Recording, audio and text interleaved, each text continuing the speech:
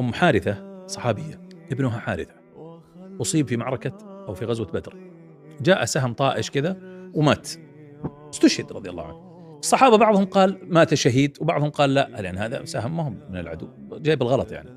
فهي خافت على ولدها، طبعا ايش تتوقع يعني، مصيبة أصيبت بولدها، فجاءت إلى رسول الله صلى الله عليه وسلم فقالت رضي الله عنه، هذا من فقهها، قالت يا رسول الله، إنك تعلم منزلة حارثة مني، ابني هذا تعرف قطعة مني، تعلم منزلة حارثة مني، فهل يا رسول الله حارثة في الجنة فأصبر وأحتسب، أو هو في غير ذلك فسوف ترى مني ما أصنع؟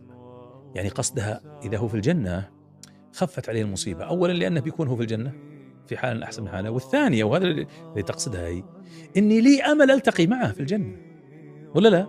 صحيح بفقده الآن لكن بلتقي به بكرة في دار ما فيها موت، ما فيها هم، ما فيها نكد، ما فيها فراق، خلاص حياة سرمدية أبدية، لا بؤس لا شقاء لا أمراض لا خوف لا، وما هم منها بمخرجين، جنة رب العالمين لقاء الله. فإن كان حارثة في الجنة صبرت واحتسبت يا رسول الله، وإن كان في غير ذلك فسوف ترى مني ما أصنع من الحزن. ايش قال لها النبي صلى الله عليه وسلم؟ قال لها أهبلتي أجننتي أهي جنة واحدة إنها جنان وإن حارثة قد أصاب الفردوس الأعلى.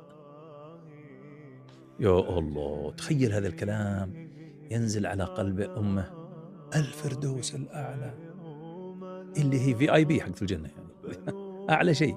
قال عليه الصلاة والسلام إذا سألتم الله الجنة فسألوا الفردوس، ليه؟ قال فإنه وسط الجنة وأعلى الجنة ومنه تتفجر أنهار الجنة الخمسة وسقفه عرش الله، واللي على العرش من هو؟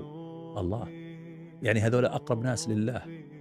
ولهذا قال عنهم ابن القيم قال جيران رب العالمين وحزبه أنعم بهم من صفوة الجيران، هم يسمعون كلامه وحديثه والمقلتان إليه ناظرتان.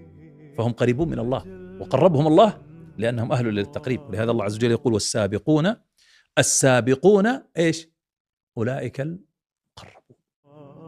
فأنت يا شيخ لما تتذكر إن هالمصيبة جزاؤها الجنة تهون عليك.